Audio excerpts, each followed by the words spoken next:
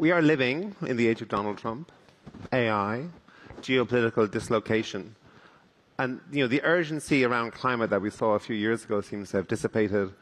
Those of you who were in the audience yesterday morning for our audience poll will have seen that climate volatility, of all of the risks facing the world, in terms of what our audience sees as the risks facing the world, climate volatility ranked lowest of all the risks facing the world. So you'd be forgiven for thinking that climate had completely vanished from the outlook of investors in the world, but we're here to discuss how that's not the case.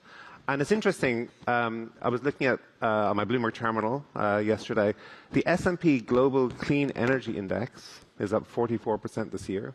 That's nearly as much as gold. It's more than 4 times the return on the S&P 500, and it's even more than NVIDIA. So it's not like climate action or climate investment stopped while the world became transfixed by AI. There is a lot going on in the background, and that's what we want to dig into here today. But Ruth, let me start from you. You have come here all the way from Belém, where you attended COP. Can you just, before we dig into the investment perspectives, can you just give us a little sense of what was the mood like there? What was the sort of private sector involvement like? Tell us. Yeah. What was your accommodation like? Well, I was fortunate with early planning. I was okay. So first of all, before I answer the question, I do want to say thank you to the Bloomberg New Economy leadership team for putting this on the agenda and on the plenary stage, because you would be forgiven for letting it fall down lower on the agenda, but it's so important. So they took in Brazil a different approach with respect to private sector engagement. And I think it's important to go back to COP26, when really the private sector was first brought in. And I think we all in this audience recognize the fact that we won't drive the change that we need if you don't have the collaboration between the public and the private sector. And with each subsequent year, it got closer. And so I think Brazil did a great job with a new innovation of standing up the Sustainable Business Cap. And they followed the model of the B20 and the G20, so that there was one strong voice from the business community where they had engaged with chambers of commerce around the world to bring it forward to the negotiators in a concise way. What did the business community think with respect to priorities? And the hope out of Brazil is that's a legacy that this presidency leaves, and that it gets handed off to the next COP presidency. And in terms of private sector initiatives and innovation, what was the most interesting thing that you heard there while you were on the ground? Yeah, so one of the things that was really interesting is that they did gathered people in Sao Paulo the week before to really bring together the private sector. A lot of the focus was on implementation and action. And so there was a lot of discussion about the fact that we are past the time of making commitments and more down to the concrete with respect to what is necessary to drive the transformation that we need. And I think the other thing that struck me was, just like the discussion we're having now, the private sector did show up for the conversations, and I think that's really important. Yeah. So, Olaug, let me turn to you on that. So, you run one of the biggest banks in the Nordic region, and one would be forgiven, given the ESG backlash, everything else going on. You would be forgiven for thinking that companies had thrown in the towel on sustainability. What are you seeing on that? Well, they are not, absolutely not. I mean, we see that there is a backlash, but the companies are really adjusting and have high on the agenda the sustainability, and they cannot afford not to do that. But it's a reset, and the companies have had to adjust to the fact that the policies have been changed in the US, as you showed too. Downscaling there.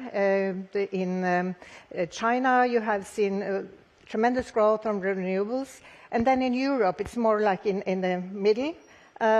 We did have the Green Deal. Now it's more on competitiveness. So companies have had to adjust to that, and also have to adjust to what took place, with the ESG hype, if I may say. Where investments have been, haven't given the return in the real economy as expected. So we see that the companies that we follow, they do have sustainability on the agenda. It's more back to the fundamentals to see how can how do you have the business models that are resilient, that take into account the risks and the opportunities within sustainability.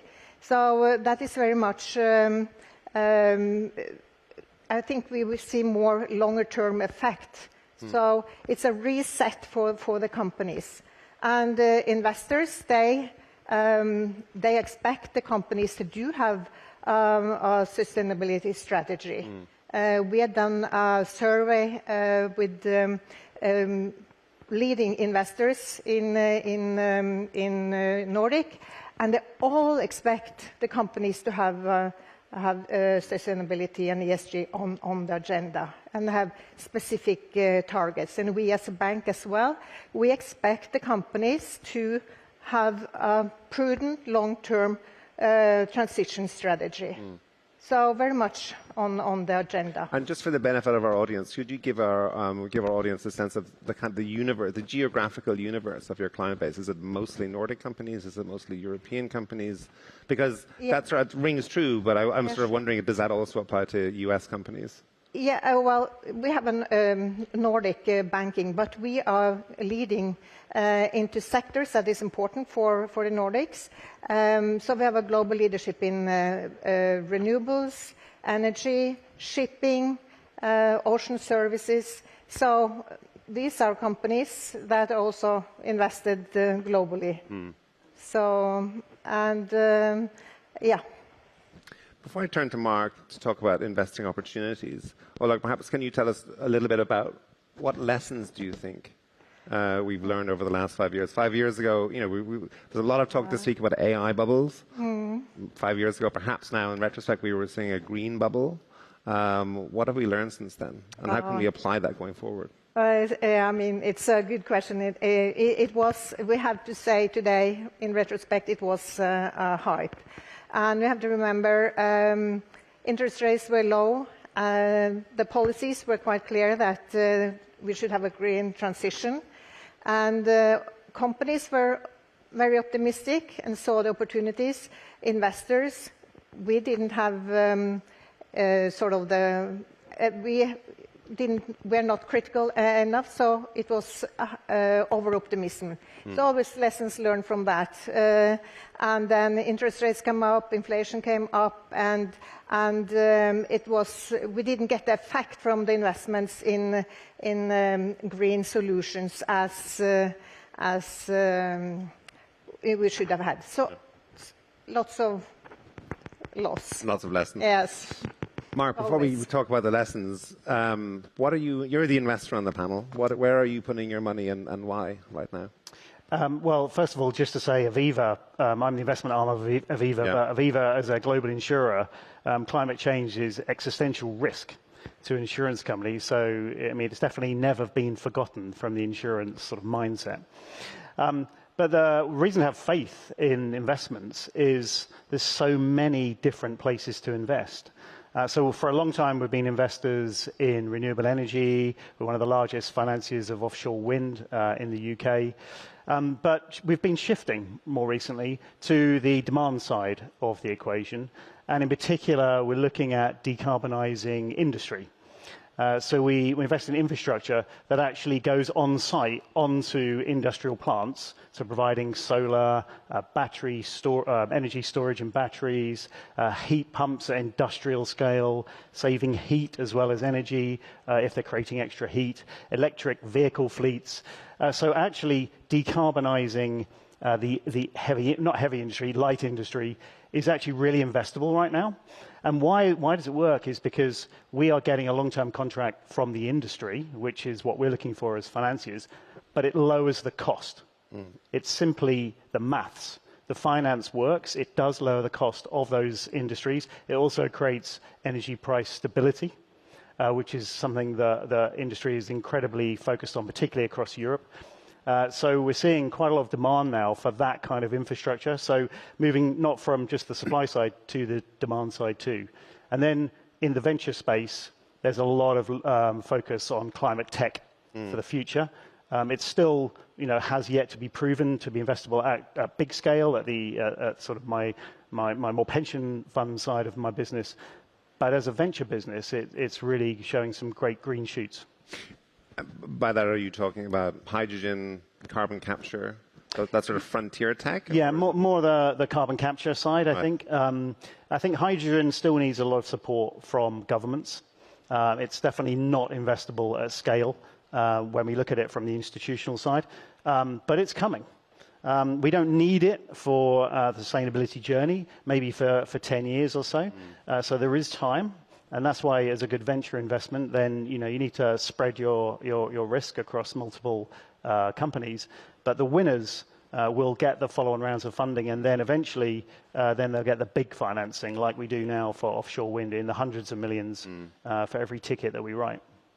I know this is a very, very broad and perhaps unanswerable question, but when you look at clean tech or some of the other infrastructure investments you're making, like in large-scale heat pump deployment on an industrial installation, what kind of returns are you looking for, or are you getting? Yeah, so for decarbonising industry across Europe, then we should be able to get an 11% IRR fairly straightforwardly.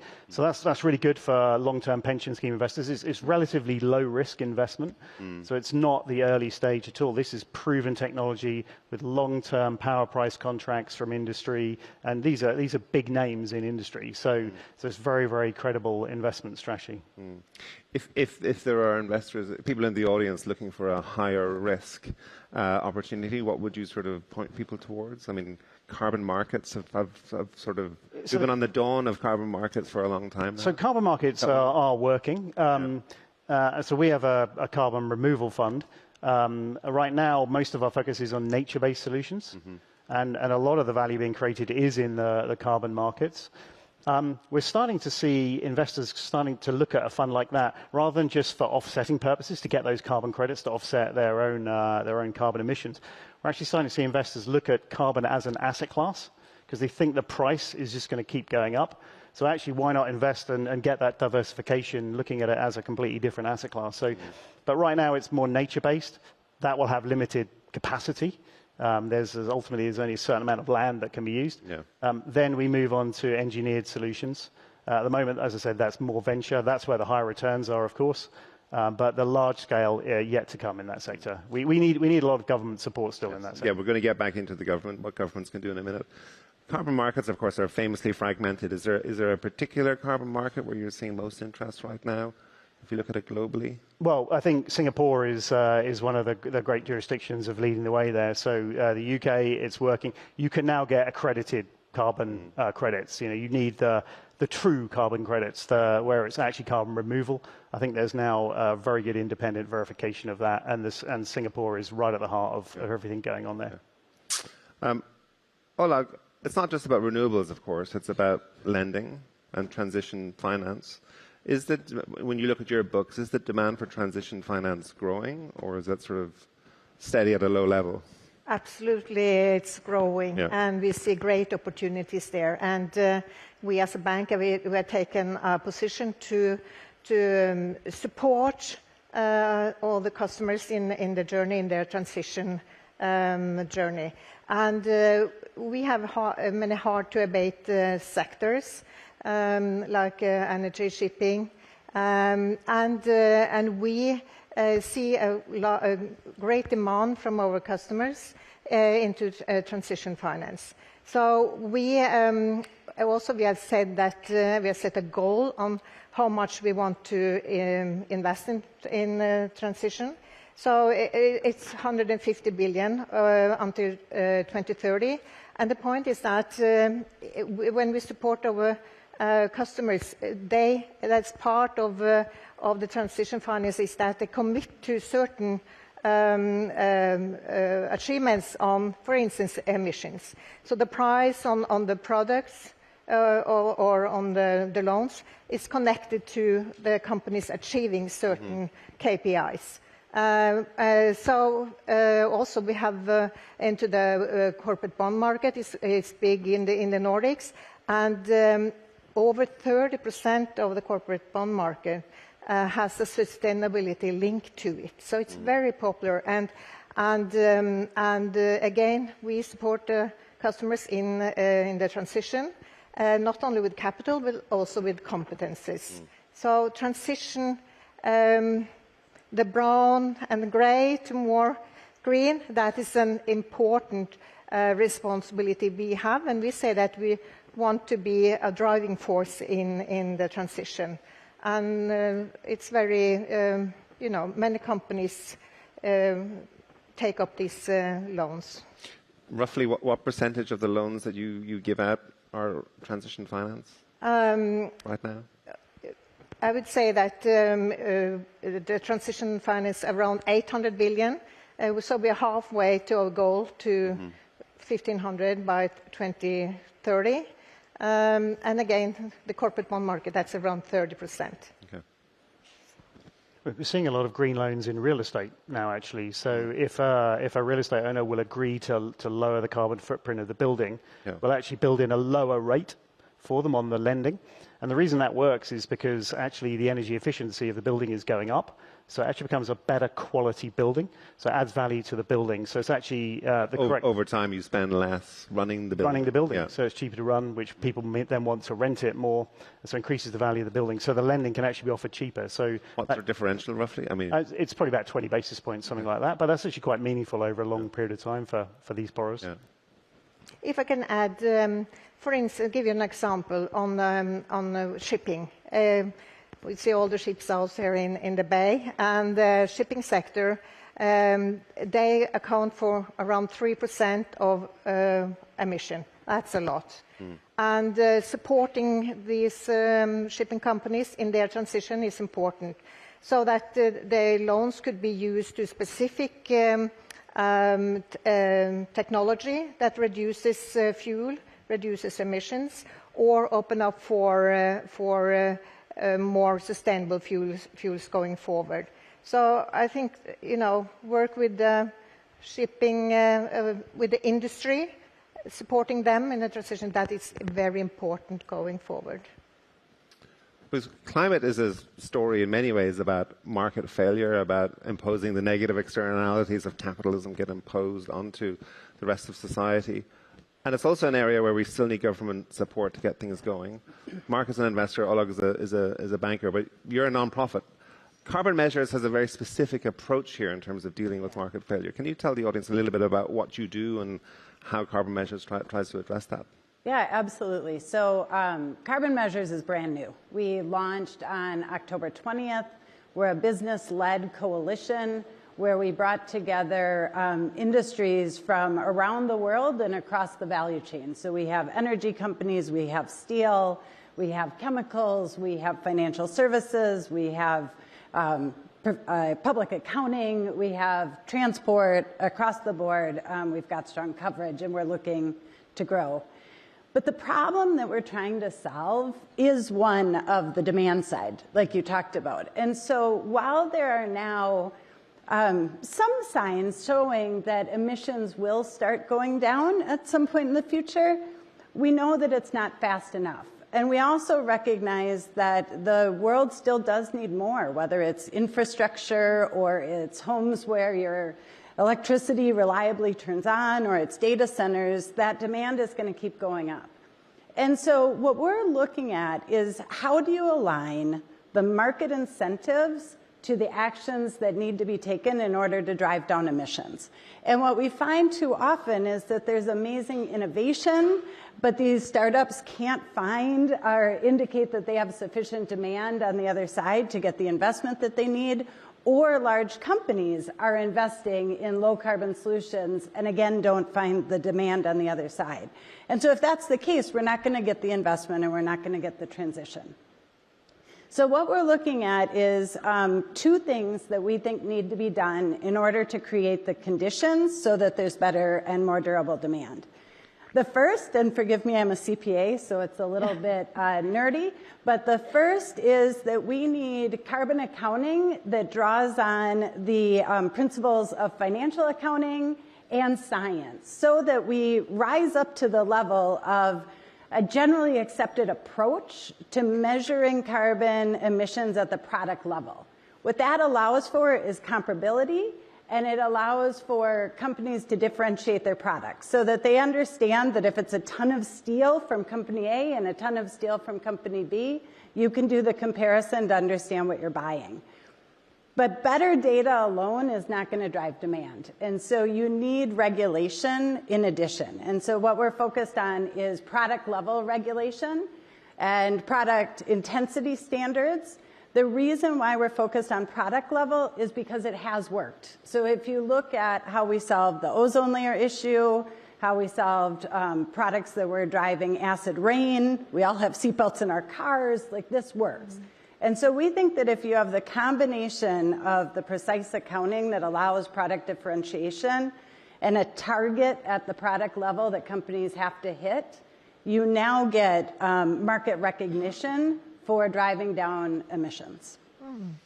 But those products, I mean, I don't think the Trump administration will be imposing carbon intensity standards anytime soon. So you need, for this to actually happen in the real world, you need big markets to actually impose those standards, apart from the US.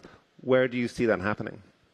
So you already see some level of focus on intensity standards or product level regulation. So we've got CBAM coming on board. It's different from what I described. Maybe tell the audience a little bit about CBAM. Yeah. So CBAM coming out of the EU is the way to make sure that you're not allowing for carbon emission leakage, right? So that you've got regulation in the EU, but if you don't have a mechanism to make sure that it's just not, the emissions aren't offshored, that's what CBAM has been put into place to address. So that's a product level regulation. Out of China, you've got intensity standards that are coming on board.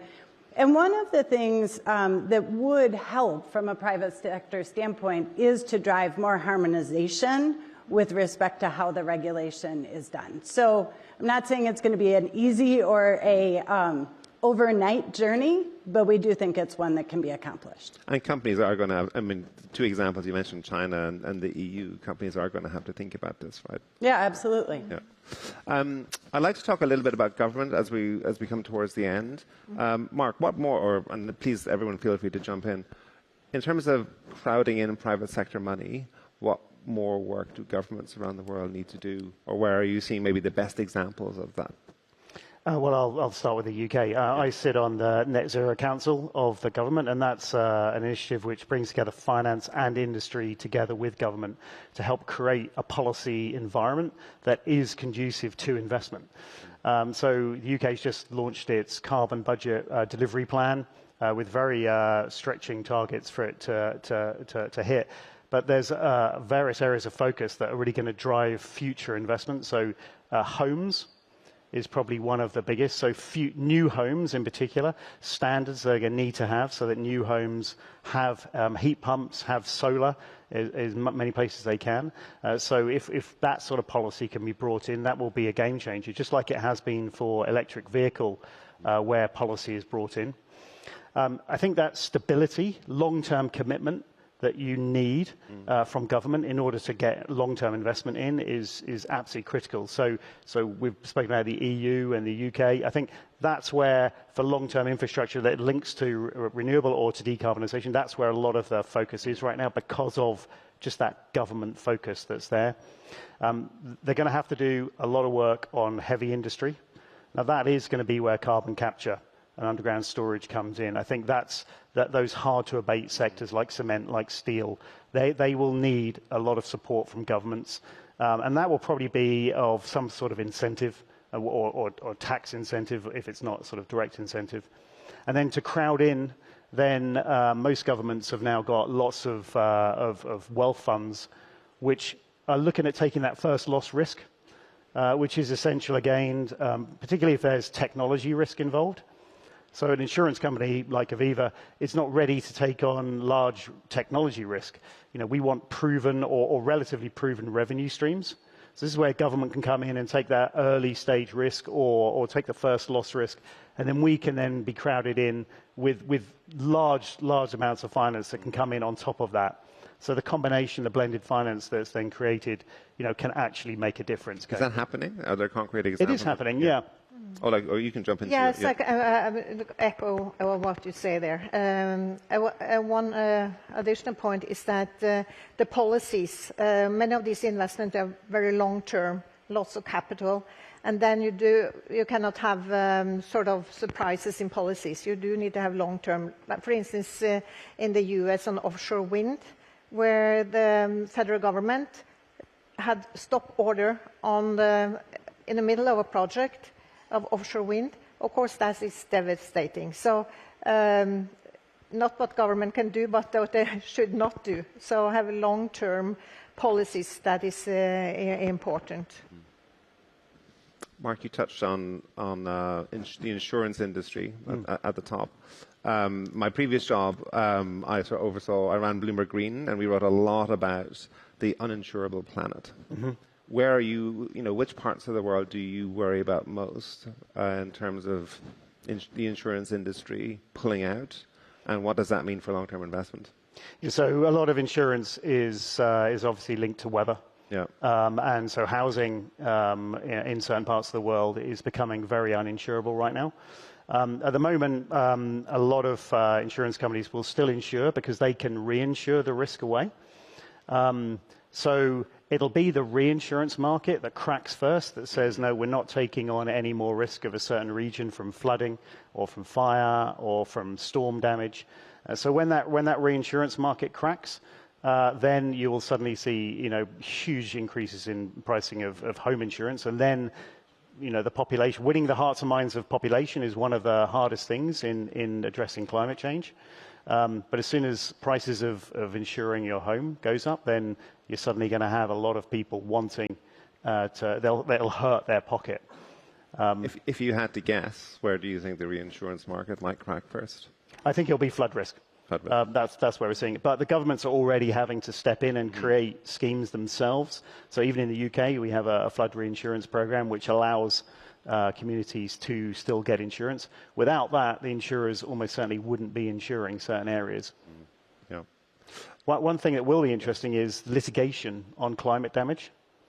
So we are seeing more lawsuits coming in, actually attacking corporates who they're claiming are creating climate damage. So that is covered at the moment in insurance policies. So the director and officer insurance. So again, if the reinsurance market starts to say, well, hang on, we're not going to start insuring that, then you're going to find it harder for directors and officers to get insurance. And then, of course, all the boardrooms will suddenly be a bit more focused on the risk that their company is creating. Yeah. I have one question from the audience, which any one of you is free to jump in and take. What are the views of the panel on the role of nuclear energy for meeting the combined challenges of climate mitigation and energy demand?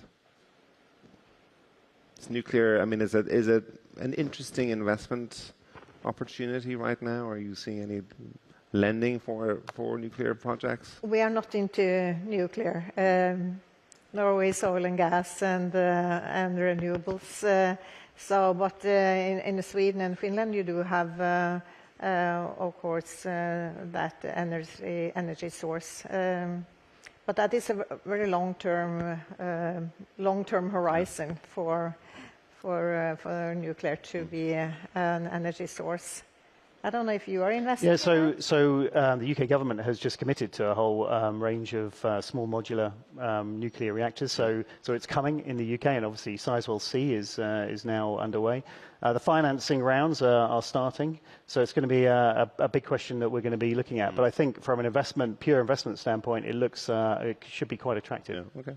And I'll just add different countries have different access to different mixes of energy. And so I think that we've got to look at all varieties to meet the needs of communities, and whether it's incorporating carbon capture to make sure that we're addressing emissions, or it's nuclear, it's solar or wind, we're going to really need all of in order to meet the demand.